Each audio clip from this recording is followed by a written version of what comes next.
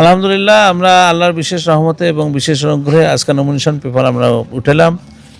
ইসলামী আন্দোলন বাংলাদেশ আমির সাহেব কর্তৃক মনোনীত ২৭ কুড়িগ্রামের ৩-এর আমি মনোনীত ক্যান্ডিডেট প্রফেসর ডাক্তার মোহাম্মদ আক্কাস আলী সরকার।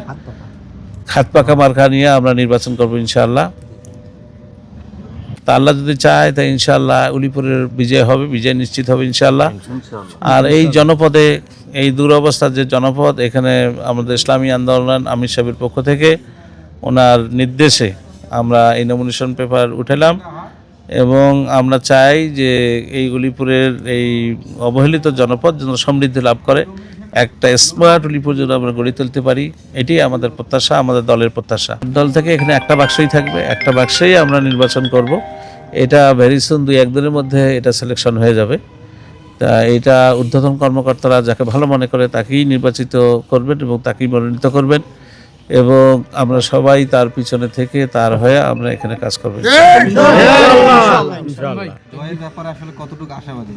না, আমরা আল্লাহর বিশেষ রহমত, এখন নিজের কথা তো নিজে বলা যাবে না, তারপরেও কিছু কথা বলতে হয় যে আমরা এখানকার মানুষ, আমরা তো অনেক বছর থেকে কুড়িগ্রামের উলিপুরের মানুষের সাথে আমরা কাজ করে আসছি। এখানে অসহায় দুস্থ মানবতার পাশে আমরা সবসময় নিয়োজিত।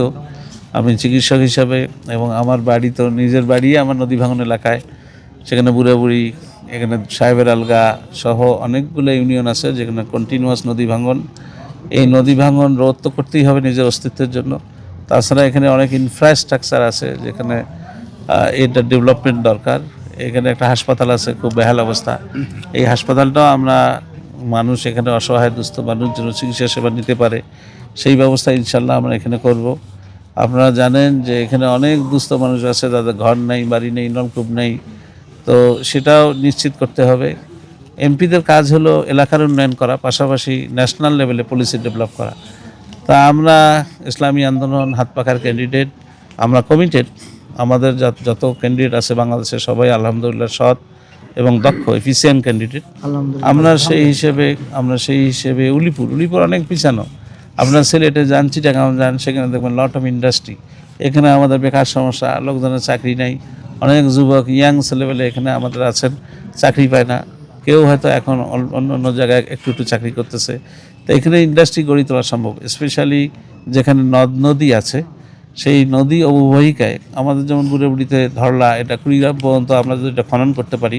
অলরেডি এখানে একটা বরাদ্দ আছে, 518 কোটি টাকার মতো বরাদ্দ আছে, যেটা আমি যখন এমপি ছিলাম ওই সময় এটা বরাদ্দ ছিল। তা এইটা যদি আমরা আরও খনন করতে পারি, এ পার ঘিরে আপনি দেখবেন যে সুন্দরগঞ্জ এবং থাতরাই এর মাঝখানে দেখবেন একটা বিদ্যুৎ শিল্প গড়ে উঠতেছে, এখানে বিশাল সোলার প্যানেল এখানে গড়ে উঠতেছে। আমি এমপি থাকা অবস্থায় আমরা কিন্তু বুড়াবুড়ি অঞ্চল, বেগমগঞ্জ অঞ্চল, সাহেবের আলগা অঞ্চল, যেহেতু চর অঞ্চল, এখানে কিন্তু সোলার প্যানেল গড়ে তোলা সম্ভব। তো সোলার একদিক দিয়ে যেমন বিদ্যুৎ চাহিদা মিটাবে, অন্য দিক দিয়ে এখানে বেকার সমস্যার সমাধান হবে। এখানে আমাদের মৎস্য চাষিরা আছেন, অনেক জেলে আছে এই নদীর অববাহিকায় যারা জীবিকা নির্বাহ করে, তারা দেখবেন যে গরিব মানুষ।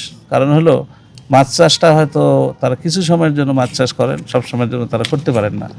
তা আমরা যদি তাদেরকে ট্রেন আপ করতে পারি এবং নদীর যদি গভীরতা ভালো থাকে, সবসময় যদি পানির ফ্লো ভালো থাকে, তাহলে বিদেশে যাবেন, থাইল্যান্ডে যাবেন, দেখবেন আপনি হাতের কাছে একটু খাবার দেবেন, হাজার হাজার মাছ আপনাকে এসে ঘিরে ফেলতেছে।